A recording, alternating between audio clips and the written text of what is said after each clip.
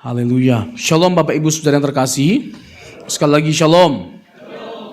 Saya berdoa, saya berharap supaya setiap kita senantiasa dalam keadaan baik, diberkati Tuhan, dan dipenuhi dengan sukacita. Hari ini saya akan menyampaikan kebenaran firman Tuhan dengan judul The Power of His Resurrection. The Power of His Resurrection. Kita harus memahami bahwa inti atau jantung dari kekristenan itu terletak pada peristiwa kebangkitan Kristus. Terletak pada peristiwa kebangkitan Kristus. Bagi kita, kebangkitan Kristus itu berbicara segala-galanya. Peristiwa kebangkitan Tuhan Yesus dari kematian membuktikan bahwa kekristenan adalah agama yang benar. Semua berhak mengklaim agamanya benar.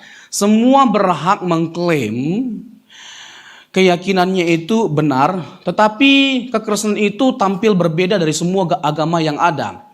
Karena apa? Karena kita membangun dasar dari kebenaran kekristenan itu pada Yesus. Terletak pada Yesus yang mati dan bangkit. Terletak pada Yesus yang mati dan bangkit. Dan kita tahu bahwa masalah terbesar umat manusia adalah maut atau penghukuman kekal. Dan tidak ada cara lain yang bisa menghancurkan masalah terbesar ini selain Yesus yang bangkit dari kematian. Jadi kita membangun keyakinan kita pada sesuatu yang pasti, kredibel, dan dapat dipertanggungjawabkan. Yaitu peristiwa kebangkitan Tuhan Yesus. Jadi kebangkitan Tuhan Yesus membuktikan bahwa kekristenan itu adalah agama yang benar. Jadi sudah tepat kita memilih untuk percaya kepada Yesus. Yang setuju katakan amin. Sudah tepat kita memilih untuk percaya kepada Yesus. Dan tidak ada pilihan yang lebih baik selain ketika kita memutuskan untuk percaya kepada Yesus. Itu adalah pilihan terbaik yang pernah kita putuskan selama kita hidup. Dan seluruh kehidupan kita bergantung pada pilihan kita ketika kita percaya kepada Yesus. Peristiwa kebangkitan Tuhan Yesus dari kematian adalah bukti dari ketuhanannya, di mana maut tidak bisa menguasainya. Dia menaklukkan, menghancurkan kuasa maut dan kuasa dosa atau kuasa kegelapan. Kuasa kebangkitan Yesus itu berdiri di atas segala kuasa. Segala kuasa tunduk atau takluk kepada sang penakluk, yaitu Yesus.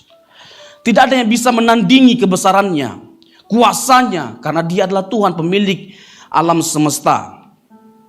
Kebangkitannya membuktikan keilahiannya. Kebangkitannya membuktikan bahwa dia adalah Tuhan. Lalu peristiwa kebangkitan Tuhan Yesus juga membuktikan bahwa Alkitab adalah firman Allah. Kenapa saya mengatakan demikian? Karena sebelum Yesus datang, ada begitu banyak nubuatan-nubuatan yang disampaikan terkait dengan Kristus. Secara khusus terkait dengan kematian dan kebangkitannya. Dan tidak ada yang meleset.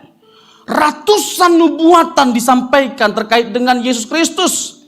Dan perjanjian baru itu menggenapinya. Saat detail-detailnya tidak ada yang meleset. Semuanya itu tergenapi pada diri Yesus. Sampai hal yang terlihat sederhana pun tergenapi. Seperti jubahnya diundi, dia dimahkotai duri, dia diolok-olok. Lalu kakinya tidak jadi dipatahkan.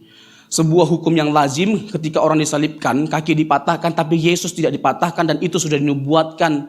Tidak jadi dipatahkan kakinya, tapi lambungnya akan dicucuk. Dan itu yang terjadi ketika mereka sampai kepada Yesus. Mereka mendapati ternyata Yesus sudah mati. Nah, untuk memastikan dia mati, dicucuk lambungnya, tidak dipatahkan kakinya.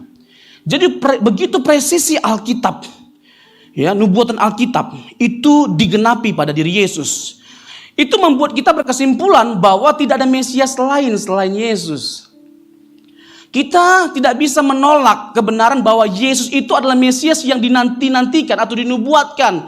Terlepas dari orang Yahudi itu menolak Yesus sebagai Mesias. Kenapa ditolak? Karena nggak sesuai dengan ekspektasi mereka. Mereka mengharapkan Mesias itu seperti Raja Daud, Raja Salomo yang bisa mengembalikan masa kejayaan Israel pada waktu itu. Gak sesuai dengan ekspektasi mereka. Mesias yang satu ini gak ada semaraknya, lahir pun dengan kandang domba. Hina sekali rasanya. Jadi gak diakui oleh mereka.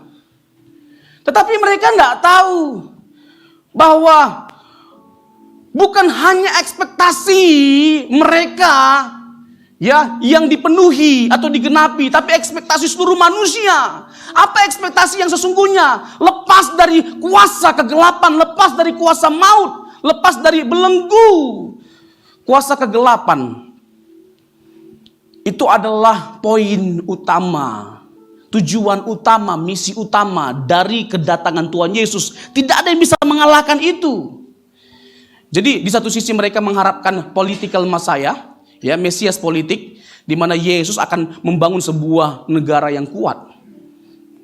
Ya, dengan dia jadi pemimpinnya, lalu kembali kepada masa kejayaan bangsa Israel seperti pada masa Daud dan Salomo. Yang mana itu adalah sebuah konsep yang salah, konsep yang keliru. Yesus adalah spiritual Messiah, Mesias rohani, di mana dia datang untuk memperbarui esensi terdalam dari umat manusia yang telah dirusak oleh dosa, yaitu rohani. Jadi masalah utama dari manusia, berbagai macam persoalan itu bisa muncul dalam kehidupan kita karena kerohanian kita rusak. Untuk itu supaya kita mengalami satu restorasi, harus dipulihkan kerohanian kita. Dan hanya Yesus yang mampu memulihkan kerohanian kita. Dalam diri kita itu ada ruang kosong. Sering sekali kita mudah putus asa, hilang harapan, stres bahkan. Karena apa? Karena kita tidak menyadari bahwa ternyata dalam diri kita itu ada ruang hampa, ruang kosong. Dan tidak sedikit orang yang mencoba untuk mengisi ruang hampa dalam dirinya dengan melakukan hal-hal yang tidak berkenan di hadapan Tuhan. Seperti pergi bioskop. Ya, ternyata tidak healing, ternyata tidak. Ya kan, pergi ke tempat ajib-ajib, ternyata juga tidak. Ngobat, ternyata juga tidak. Memang tidak ada satupun dari semuanya ini yang bisa mengisi kekosongan kita. Karena memang Tuhan sudah men-setting ruang hampa itu hanya bisa diisi oleh Tuhan. Hanya Roh Kudus. Jadi kalau kita mau menjadi pribadi yang utuh, pribadi yang kuat, izinkan Tuhan mengisi hati kita. Amin. Iya. Jadi ketika Roh Tuhan itu diberikan, maka pribadi Tuhan yang maha kuasa itu berdiam dalam diri kita. Segala kemahakuasaan, keperkasaan, kasih dan cinta Tuhan yang sempurna berdiam dalam diri kita ketika Dia memberikan Roh-Nya. Dan hanya Roh-Nya yang bisa memberikan kelegaan dan kepuasan bagi setiap kita. Jadi peristiwa kebangkitan Tuhan Yesus dari kematian membuktikan bahwa Alkitab adalah firman Allah. Karena semuanya tergenapi. Tidak ada yang meleset. Dari ratusan nubuatan itu, tidak satu pun yang meleset. Yang kedua membuktikan bahwa Yesus itu adalah Mesias. Kita gak perlu lagi menantikan Mesias yang lainnya. Yang ketiga, ya, kita menyadari bahwa seluruh pernyataan Tuhan Yesus itu benar adanya. Jadi tidak ada ruang untuk kita meragukan kekristenan, kebenarannya, ajaran Yesus. Karena Yesus bangkit. Kalau Yesus tidak bangkit, tidak ada yang tersisa dari kekristenan. Why? Karena gereja ada, kekristenan ada, keselamatan itu ada karena ada Yesus yang bangkit. Jadi kalau Yesus tidak bangkit, sia-sialah keyakinan atau kepercayaan kita. 1 Korintus 15 ayat 17. Kalau Yesus tidak bangkit dari kematian, sia-sialah kepercayaan kita. Kita menjadi orang yang paling malang. Ya guys? Iya kan? Kita menjadi orang yang paling malang kalau kita tetap percaya kepada Yesus padahal Yesus tidak bangkit. Tapi kita adalah orang yang paling berbahagia. Bahkan ketika kita miskin semiskin-miskinnya, kita adalah orang yang berbahagia karena kita punya pengharapan kepada Yesus yang telah bangkit dari kematian. Kepuasan kita, kebahagiaan kita terletak pada pribadi Yesus yang bangkit. Bukan pada apapun dan siapapun. Apapun di dunia ini tidak bisa menjamin kebahagiaan setiap kita. Semuanya bersifat semu dan sementara. Apapun dari dunia ini, tidak ada yang bisa membuat kita puas Hanya Kristus yang bangkit yang bisa memuaskan dahaga kita. Peristiwa kebangkitan Tuhan Yesus dari kematian menjadi dasar kehidupan di balik kematian. Tidak ada lagi kekhawatiran akan kematian. Bagi setiap kita, ini harus kita renungkan baik-baik. Salah satu ketakutan terbesar manusia adalah ketika menghadapi kematian. Tapi seharusnya tidak bagi kita. Kita nggak perlu takut dengan kematian karena Tuhan sudah menjamin kehidupan setiap kita. Amin. Tuhan sudah menjamin kehidupan setiap kita. Kita akan tinggal bersama dengan Tuhan selama-lamanya. Jadi jangan sampai ada yang takut dengan kematian. Ada yang takut mati? Siapa yang tidak takut mati? Bisa bahasa Indonesia? Bisa. Siapa yang tidak takut mati? Siapa yang mau mati sekarang?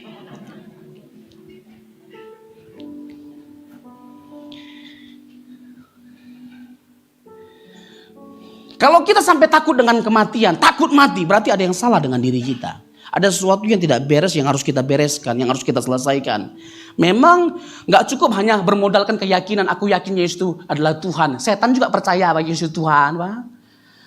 Setan juga percaya bahwa Yesus itu anak Allah, Pak. Matius pasal yang ke-8, waktu di Gadara, ada yang kerasukan setan. Ketakutan setan-setannya. Apa urusanmu anak Allah yang maha tinggi? Apakah kau nak menghakimi kami sebelum waktu? Nah, kan ketakutan setannya. Ketakutan. Yakobus 2 ayat 18 atau 19. Ya kan, kamu percaya kepada Allah atau Yesus, setan-setan juga percaya dan gemetar loh. Dan gemetar meskipun konteks Yakobus pada waktu itu adalah ada orang-orang yang mengaku dirinya percaya tapi perbuatannya menunjukkan bahwa mereka tidak percaya. Jadi kalau kita hanya sekedar percaya, hanya keyakinan tok, intelektual tok, itu percayanya setan. Karena setan percaya tapi tidak tunduk, tidak takluk pada otoritas Tuhan. Untuk itu jadilah orang Kristen yang benar, yang bukan hanya sekedar percaya bahwa dia Tuhan, tapi kita menghormati dia. Lewat kehidupan kita, lewat perbuatan kita, biarlah perbuatan kita, kehidupan kita yang menunjukkan bahwa kita adalah orang-orang yang percaya kepada Yesus yang bangkit. Amin.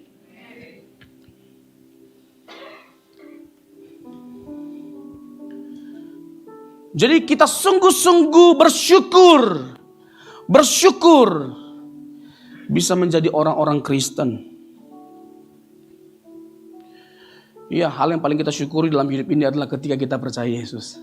Meskipun kita tahu konsekuensinya itu luar biasa mahalnya. Ada harga yang mahal yang harus kita bayar. Amin. Tapi seberapa mahal pun itu kita akan bayar. Bahkan ketika nyawa kita menjadi taruhannya. Amin.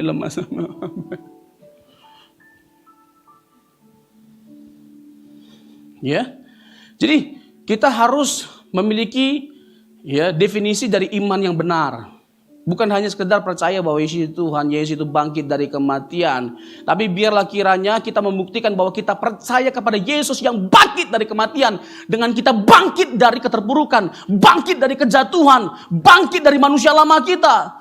Kita harus keluar dari segala sesuatu yang tidak berkenan di hadapan Tuhan. Itu adalah bukti bahwa kita benar-benar percaya Yesus yang bangkit. Bangkit dari segala kekhawatiran. Seharusnya kita tidak perlu lagi khawatir akan apapun. Karena kita tahu Tuhan kita itu jauh lebih besar dari segala kekhawatiran kita. Tuhan kita itu jauh lebih besar dari masalah dan penderitaan kita. Amin. Ya. Ketika Paulus mengatakan Roma 8 ayat 17 dan 18 secara khusus. Penderitaan yang kamu alami zaman sekarang ini tidak sebanding dengan kemuliaan yang Tuhan nyatakan, yang Tuhan sediakan. Paulus tidak bermaksud sedang mendiskreditkan atau merendahkan, memandang rendah penderitaan dari jemaat Roma pada waktu itu. Karena kita tahu penderitaan yang mereka alami itu begitu dahsyat, begitu luar biasa. Tapi sebegitu luar biasanya pun penderitaan kita, masalah kita, Allah kita itu jauh lebih besar daripada penderitaan kita. Makanya Paulus mengatakan, jika Allah di pihak kita, siapakah yang dapat melawan kita? Jadi bagaimana caranya supaya kita menaklukkan semua masalah yang ada? Stres kita, kekhawatiran kita dengan memandang Kristus. It is the solution. Itu solusinya, tidak ada solusi yang lain. Jadi memandang Kristus, memandang Tuhan. Tuhan tidak kelihatan, tapi Tuhan itu lebih nyata daripada apa yang kita bayangkan. Untuk itu jangan lebih berharap kepada yang kelihatan daripada yang tidak kelihatan. Meskipun Tuhan tidak kelihatan, dia lebih nyata daripada apa yang kita bayangkan. Iya, dia lebih dekat dari siapapun. Dan hanya dia yang tidak pernah mengecewakan setiap kita. Siapapun pernah mengecewakan dan bisa mengecewakan kita. Tapi Tuhan kita tidak akan pernah mengecewakan setiap kita. Amin. Ada yang pernah dikecewakan sama Tuhan? Ada? Ada yang pernah mengecewakan Tuhan? Bukan ada Pak Pendeta. Banyak, sering.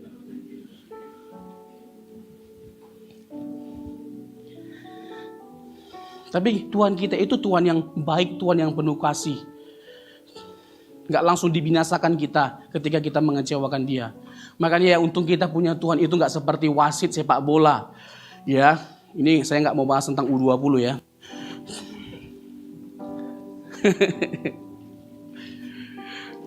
Ya kan? Untung Tuhan kita itu gak seperti wasit sepak bola yang hanya punya kesabaran dengan 2 kartu kuning. Coba kalau seandainya Tuhan kita itu seperti wasit sepak bola, kesabarannya hanya 2 kartu kuning, ada gak di antara kita yang bertahan sampai hari ini? Mana ada, Pak. Udah hilang semua satu-satu ini, Pak. Tidak ada yang tersisa, Pak. Tapi jangan mempermainkan kasih karunia Tuhan. Tuhan itu sabar. Kan ada lagunya itu. Sabarnya Tuhan. Oh, kerendahan. Naik 2 lagi. Ya. Soalnya yang nyanyi kuncinya abnormal. Sabarnya Tuhan menghadapiku, memimpin di jalan-jalannya hingga aku dewasa. Sabarnya Tuhan beriku jarak menuntunku sampai sempurna dalam kekudusannya. Ya aku jatuh diangkatnya dosa-dosaku, dosa-dosaku diampuni, lukaku lembut dibebatnya hingga pulih kembali.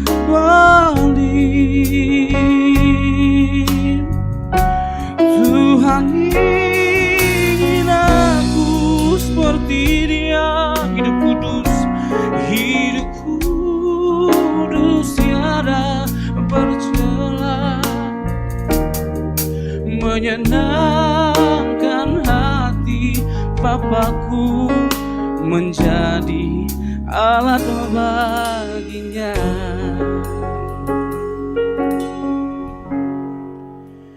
Tuhan itu adalah pribadi yang panjang sabar. Tapi bukan berarti Tuhan itu tidak bisa murka atau menghajar kita. Iya. Dan Tuhan itu adalah pribadi yang penuh dengan kasihnya itu adalah kasih yang sempurna. Ada beragam cara Tuhan untuk memberkati kita. Ada kalanya penderitaan atau masalah hidup yang kita alami itu merupakan cara atau sarananya Tuhan untuk memberkati setiap kita. Iya, ada kalanya Tuhan itu merasa jauh lebih dekat ketika kita sedang menderita. Betul enggak? Ada kalanya ketika hidup kita berat, Tuhan itu lebih nyata. Tuhan itu lebih nyata, lebih terasa hadiratnya, kehadirannya, lebih kita rasakan. Dan karena kita sudah mengerti kebenaran firman Tuhan, kita tahu bahwa kita bisa memetik pelajaran dari setiap masalah yang Tuhan izinkan terjadi. Amin. Iya. Tuhan menyediakan berkat lewat masalah yang kita hadapi. Tuhan memproses, membentuk karakter kita, sehingga kita menjadi bejana yang indah di hadapan Tuhan. Nah, jadi Bapak Ibu Saudara yang terkasih, kita mendasarkan keyakinan kita atau iman kita pada sesuatu yang solid, sesuatu yang pasti. Tidak ada keraguan sedikit pun bagi setiap kita untuk percaya bahwa Yesus benar-benar bangkit dari kematian. Kematiannya adalah kunci dari kehadirannya di tengah-tengah dunia.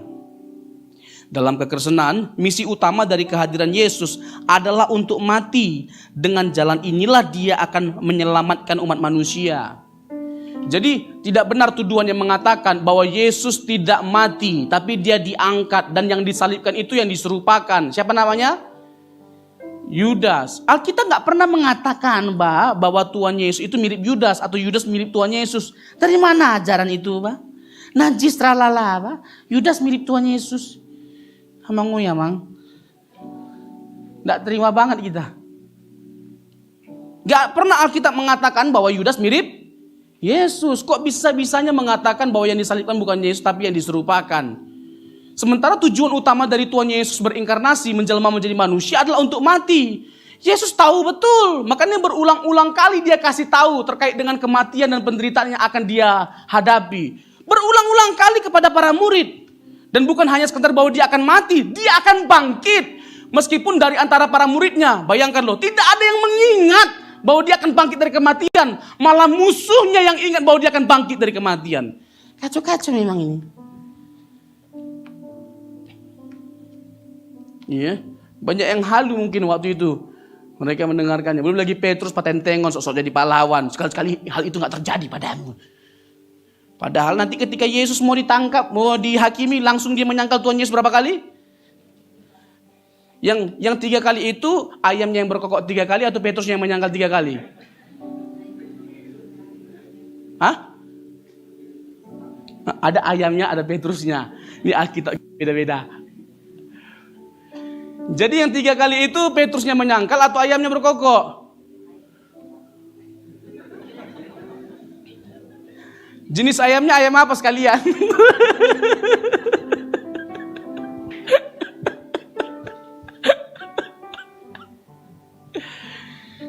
Tuhan Yesus setelah bangkit pernah nanya sama Petrus berapa kali? Petrus, apakah engkau mengasihi aku? Berapa kali? Berapa kali? Jadi apanya yang 3 kali? Petrusnya menyangkal 3 kali atau ayamnya berkokok? Oh, masih ada yang berkokok. Cinta sekali Pak sama ayamnya, Pak. Tuhan Yesus tanya sampai 3 kali karena dia menyangkal Tuhan Yesus sebanyak sekali. Oh, 3 kali. 3 kali. Jadi itu pukulan telak sebenarnya, pukulan keras. Iya, dari Petrus pun kita bisa memetik pelajaran. Kita bisa jadi orang Kristen yang seperti Petrus, banyak omong, Pak. Tapi tidak ada satupun pembuktian apa-apa. NATO, no action to only. Ya kan tajam dalam berdiskusi tapi tumpul dalam bertindak. Hanya ngomong doang, tapi tidak berlaku bagi jemaat Teleios. Biar aman saya pulang. Iya kan? Yesus sudah kasih tahu berulang-ulang kali kepada para muridnya bahwa dia akan mati, menderita, dan bangkit dari kematian. Jadi tujuan dari kedatangan Yesus, kenosisnya Yesus, inkarnasi Yesus adalah untuk mati. Harga yang sangat mahal yang Yesus bayar. Harga yang sangat mahal yang Yesus bayar. Bapak Ibu jangan berpikir bahwa ketika Yesus berdoa di Taman Getsemani itu bukan tanpa dasar. Ketika dia memohon supaya cawan itu dilalukan itu bukan tanpa dasar. Itu sangat berdasar. Tuhan Yesus melihat satu kengerian yang luar biasa. Sekali lagi harga yang Tuhan Yesus bayar untuk menebus setiap kita itu begitu mahal. Gak bisa dihargai dengan apapun. Bukan dengan emas, bukan dengan perak kata Alkitab. Tapi dengan darah yang mahal. Dan harganya lunas dibayar. Dibayar tuh udah kayak mau dia apa aja ini. Dibayar tunai dengan seperangkat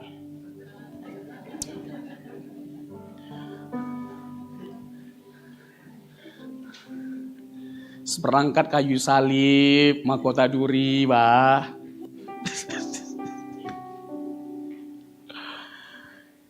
Coba kasihnya Tuhan itu begitu luar biasa hebatnya.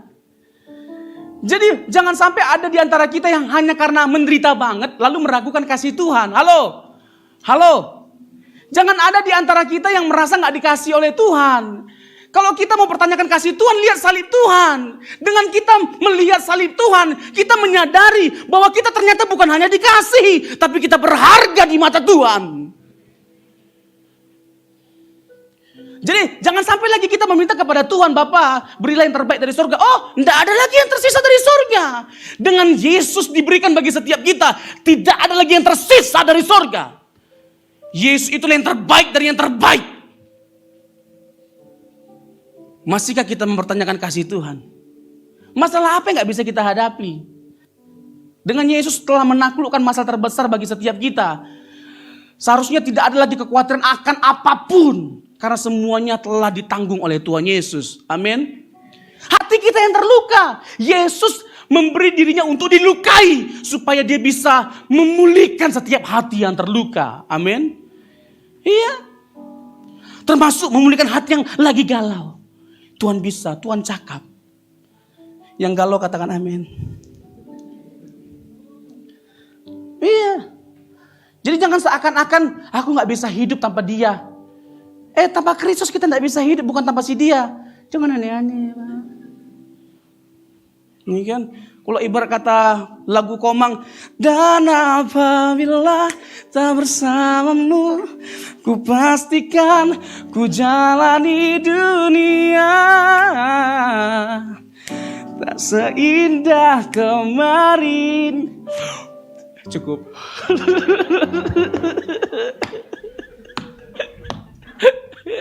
Nanti kita nongkrong minum kopi, baru nyanyi lagu ini untuk fullnya.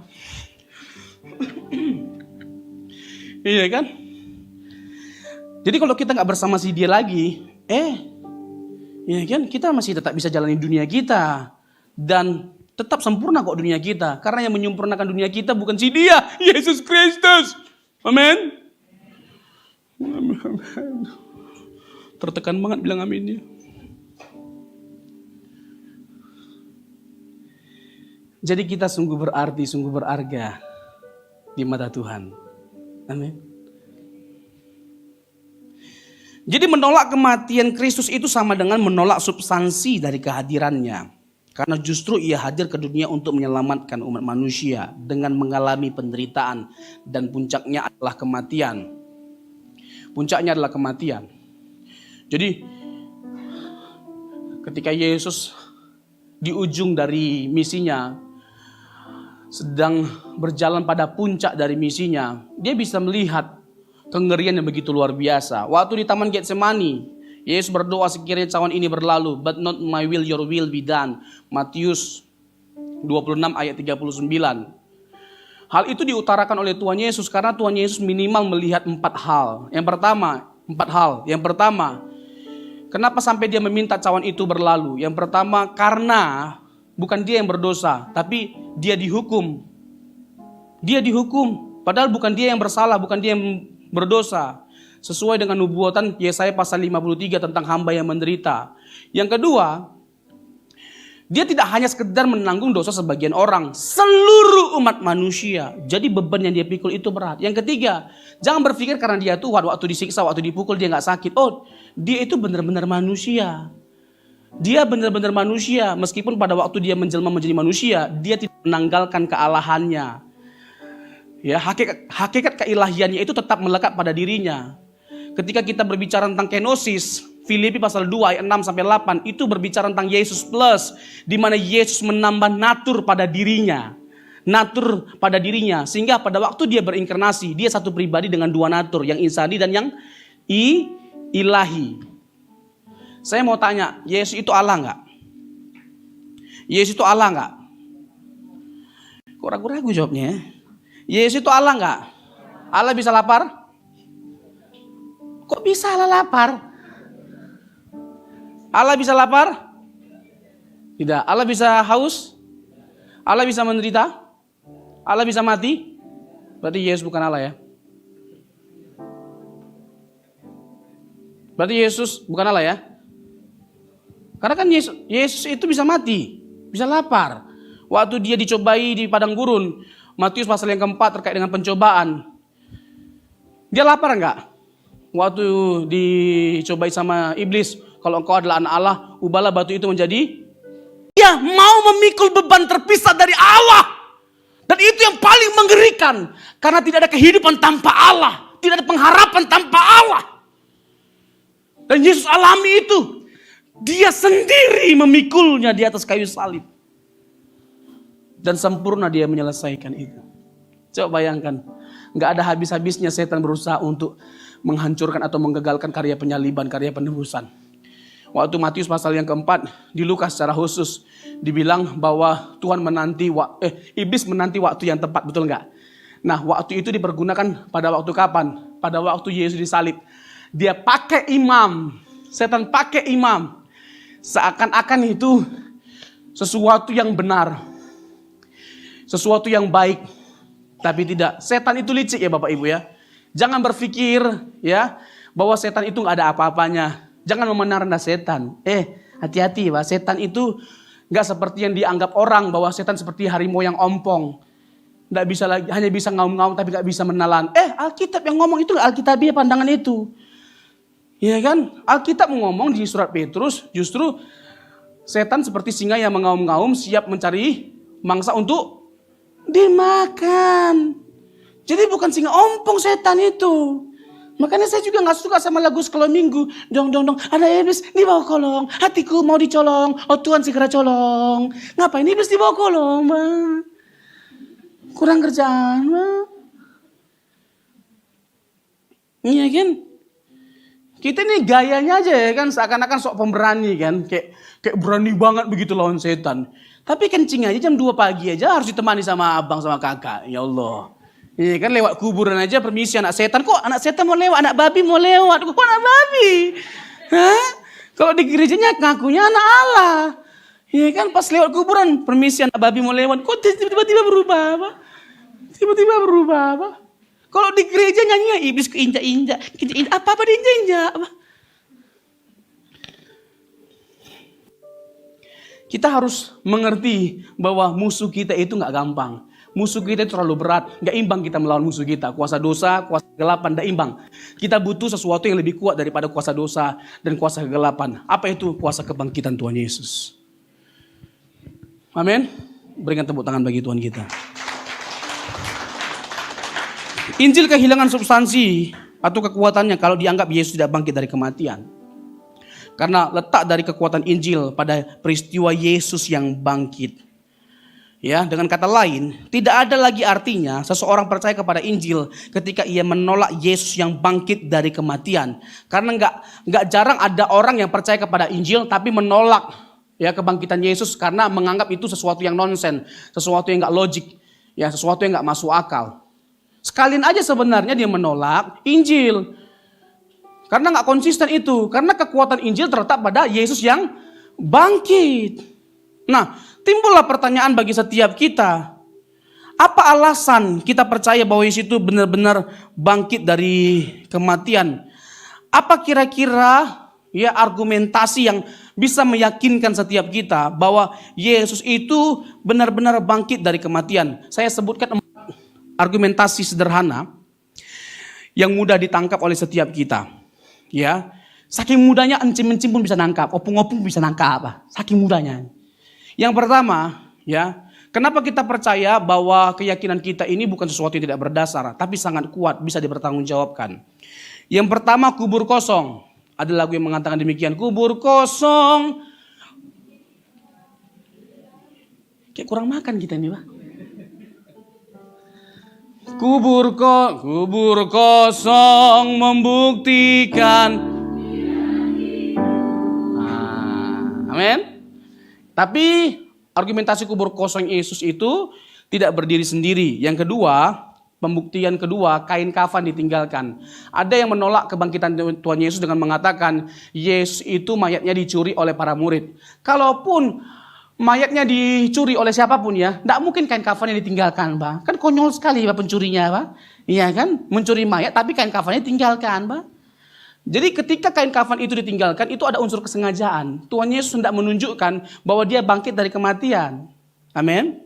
Nah yang ketiga, nah ini lebih sederhana lagi. Dan sangat terbukti kebenarannya. Apa itu saksi-saksi dari kebangkitannya?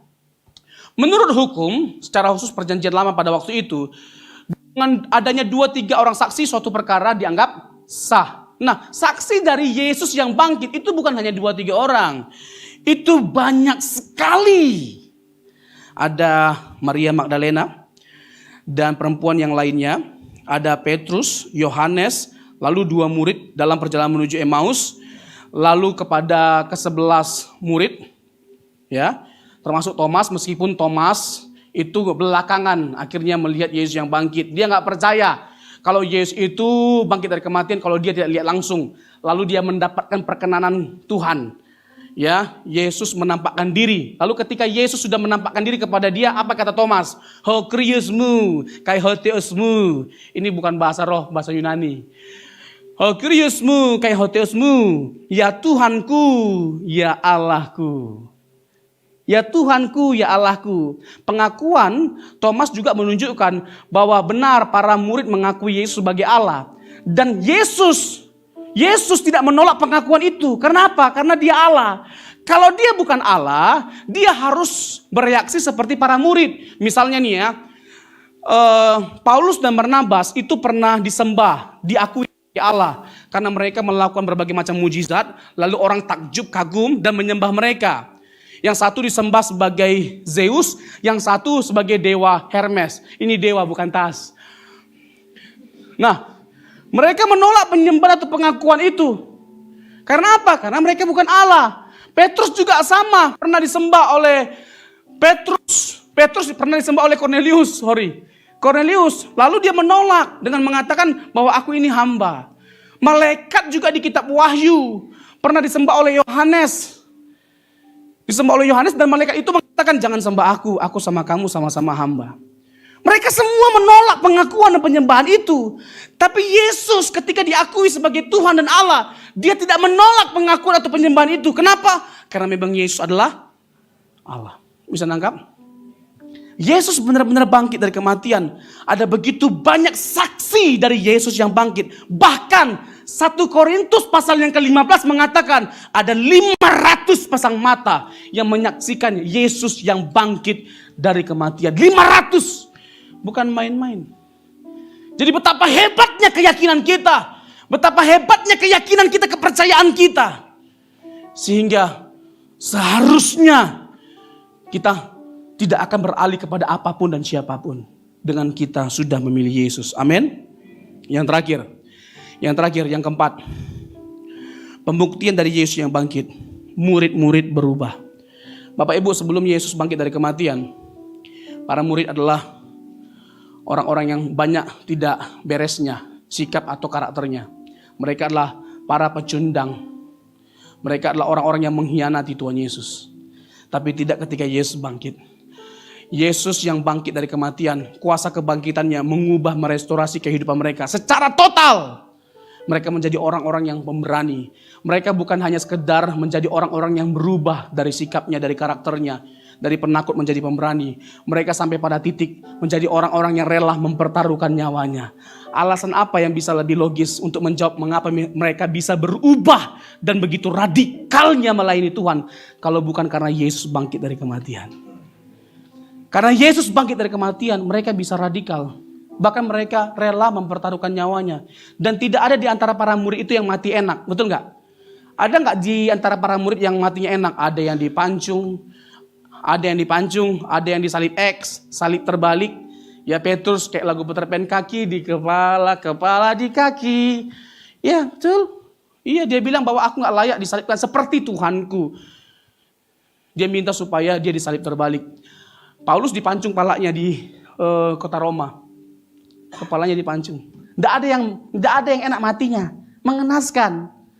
Ya, aduh, ada Yohanes sebenarnya, tapi Yohanes mati tua. Tapi sebelum dia dilempar ke Pulau Patmos, dia sempat digoreng. Waktu itu minyak belum mahal-mahalnya, jadi dia digoreng. Gak ada yang enak matinya. Jadi pengikut Yesus itu sebenarnya gak gampang, Bapak Ibu. Jadi kalau mau hidup gampang, jangan jadi Kristen.